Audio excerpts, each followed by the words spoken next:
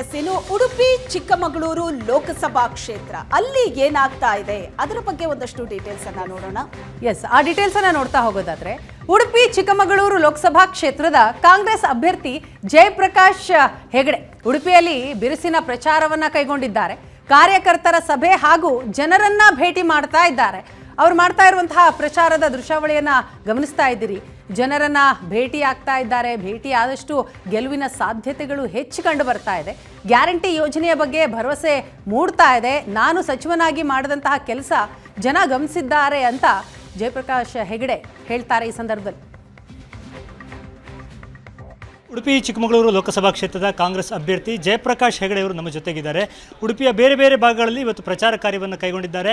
TVS motors ಆಸುಪಾಸಿನಲ್ಲಿ ಇಲ್ಲಿ ಮತದಾರರನ್ನು ಗಮನ ಸೆಳೆಯುವ ನಿಟ್ಟಿನಲ್ಲಿ ಬಂದಿದ್ದಾರೆ. ಹೆಗಡೆ ಅವರು ನಮ್ಮ ಜೊತೆಗಿದ್ದಾರೆ.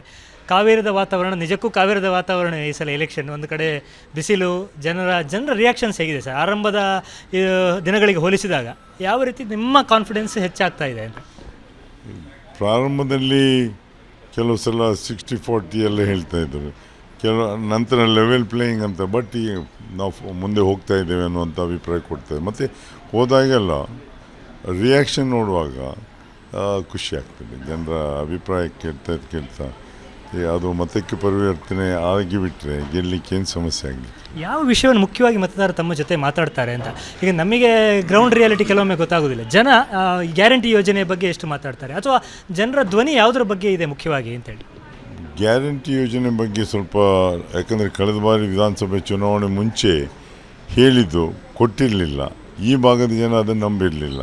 ಈ ಸಲ ಸಿಕ್ಕಿದೆ, ಆದ್ದರಿಂದ ಮತ್ತೆ ಹಾಕ್ತೇವೆ ಅಂತ ಹೇಳ್ತಾ ಇದ್ದಾರೆ. ಮತ್ತು ಹಿಂದೆ ನಾನು ಸಚಿವನಾಗಿ ಮಾಡಿದ ಕೆಲಸಗಳು, ಈಗ ಉಡುಪಿ ಜಿಲ್ಲೆಯಾದಂಥದ್ದು, ಕರಾವಳಿಯ ಮೀನುಗಾರಿಕೆಯ ಕೆಲಸಗಳನ್ನು ಮಾಡಿದಂಥದ್ದು, ರೈತರಿಗೆ ಬೇಕಾದಂಥ ಡ್ಯಾಮ್ಸು ಮತ್ತು ಬ್ರಿಡ್ಜಸ್ಸು ಇವೆಲ್ಲವನ್ನು ನೆನಪು ಮಾಡಿಕೊಡ್ತೇವೆ. ಅದಕ್ಕಿಂತ ಹೆಚ್ಚು ಹೋದಲ್ಲಿಲ್ಲ ನೀವು ನನಗಿಂತ ಸಹಾಯ ಮಾಡಿದ್ದೀರಿ ಅಂತ ಇಷ್ಟು ವರ್ಷದ ನೆನಪುಗಳಿದೆಯಲ್ಲ, ಅದನ್ನು ಮಾಡ್ಕೊಂಡು ಇಲ್ಲ ಈ ಸಲ ನಿಮ್ಮ ಸ್ವಲ್ಪ ನೀವು ಅಧಿಕಾರದಲ್ಲಿ ಇಲ್ಲದೆ ಹೋದ ಸಂದರ್ಭದಲ್ಲೂ ಕೂಡ ಜನರ ಜೊತೆ ಇಟ್ಟುಕೊಂಡ ಸಂಪರ್ಕ ಅನುಕೂಲಕ್ಕೆ ಬರ್ತಾ ಇದೆ. ಖಂಡಿತ.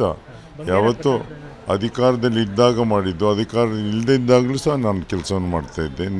ನಿರಂತರವಾಗಿ ಸಂಪರ್ಕದಿದ್ದರೆ ಇವತ್ತು ಸಹಾಯ ಆಗ್ತದೆ. ಅದು ಸರ್ ಮಾತಾಡಿದ ಕೂಡಲೇ ಹೇಳ್ತಾರೆ, ಕರಾವಳಿ ಅಂದ ಕೂಡಲೇ ಹಿಂದುತ್ವದ ಶಕ್ತಿ ಕೇಂದ್ರ, ಪ್ರಯೋಗಶಾಲೆ, ಇನ್ನೊಂದು ಮತ್ತೊಂದು ಅಂತ ಪೂರಕವಾಗಿ BJPಯವರು ರಾಮ ಮಂದಿರ ವಿಚಾರವನ್ನೇ ತೆಗೆದುಕೊಂಡು ಹೋಗುವಂಥ ಕಾಲಘಟ್ಟ.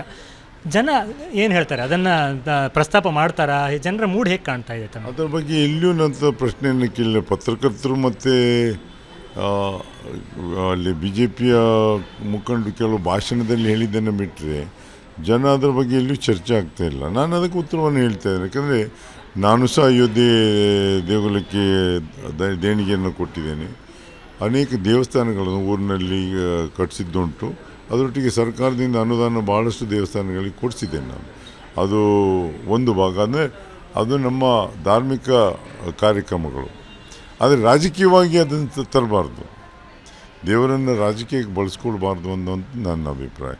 ನಾನು ಹಿಂದೂ, ನಾನು ದೇವಸ್ಥಾನಗಳಿಗೆ ಹೋಗ್ತೇನೆ, ಕೈ ಮುಗಿತೇನೆ, ದೇವರ ಪ್ರಸಾದವನ್ನು ತಗೊಂಡು ಬರ್ತೇನೆ. ಅದರಿಂದ ಎರಡು ವಿಷಯವನ್ನು ಬೇರ್ಪಡಿಸಿ ಚುನಾವಣೆ ಮಾಡಿದರೆ ಸೂಕ್ತ ಅಂತ ನನ್ನ ಅಭಿಪ್ರಾಯ. ಇದು ಜಯಪ್ರಕಾಶ್ ಹೆಗಡೆ ಅವರ ಮಾತು. ಉಡುಪಿಯಿಂದ ಕ್ಯಾಮ್ರಾಮನ್ ಹರೀಶ್ ಜೊತೆಗೆ ಶಶಿಧರ್ ಮಾಸ್ತಿಬೈಲು, ಏಷ್ಯಾನೆಟ್ ಸುವರ್ಣ ನ್ಯೂಸ್.